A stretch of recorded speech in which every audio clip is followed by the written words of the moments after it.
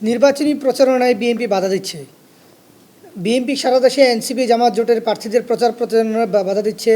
আমাদের banner festoon ছিঁড়ে ফেলছে। যারা লিফলেট বিলি করতে বের হয় তাদের মারধর করছে। এরকম অজস্র ঘটনার মধ্যে দু একটি উল্লেখ করছি। ঢাকা 11 আসনে এনসিপির প্রার্থী ও আহ্বায়কের বিলবোর্ড ও ব্যানার ছিঁড়ে ফেলা হয়েছে।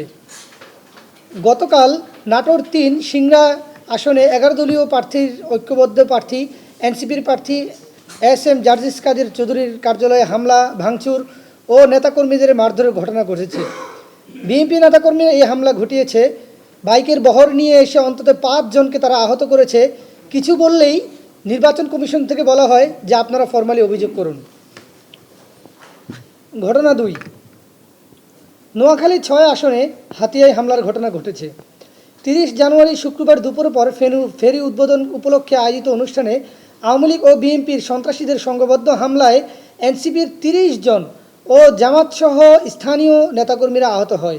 ধারালো অস্ত্রের মাধ্যমে এনসিপি ও জামাতসহ স্থানীয় জনগণকে আহত করা হয়, যা মিডিয়ার মাধ্যমে সমগ্র বাংলাদেশ দেখেছে।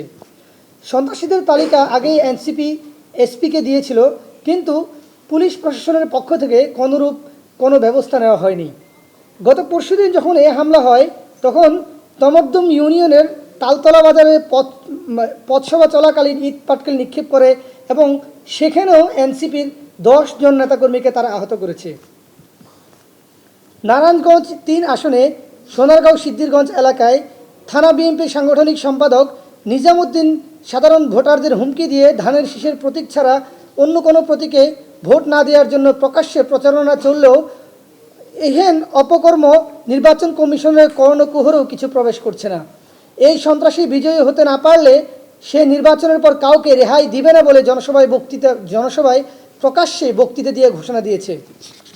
দলীয় প্রার্থী বাছাইয়ের কাজে বিএনপিকে সর্বাত্মক সহযোগিতা করেছে পুলিশ, এনএসআই ও ডিজিএফআই।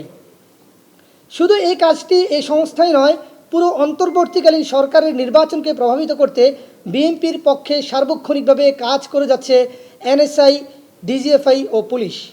বিএনপির ভাইস চেয়ারম্যান ও সাবেক স্বরাষ্ট্রমন্ত্রী আলতাফ হোসেন চৌধুরী বলেছেন, বিএনপির প্রার্থী বাছাইয়ের জন্য পুলিশ, এনএসআই ও ডিজিএফআই দ্বারা জরিপ পরিচালনা করেছিল এবং এরা সে সকল জরিপ মিলে 59% ঋণগ্রস্ত এবং 1/5 দ্বৈত নাগরিক ও ঋণ খেলাপিকে প্রার্থী হিসেবে মনোনয়ন দিয়েছে। এই পরিস্থিতিতে দেশে একটি অবাধ, সুষ্ঠু, নিরপেক্ষ নির্বাচন আর সম্ভব বলে দেশবাসী বিশ্বাস করতে পারছে না। নির্বাচনের কাজে রাষ্ট্রীয় প্রতিষ্ঠানের এমন ন্যাক্কারজনক ব্যবহার শুধুমাত্র খুনি হাসিনার ফ্যাসিবাদী দুঃশাসনের যুগেই সংগঠিত হয়েছিল। বিএনপি যদি ছলে বলে সন্ত্রাস করে ক্ষমতায় আসতে পারে, তাহলে পরাস্ত ফ্যাসিবাদী ব্যবস্থা পুনরায় যে বাংলাদেশে চালু হবে তা এই ঘটনায় স্পষ্ট হয়ে গেছে।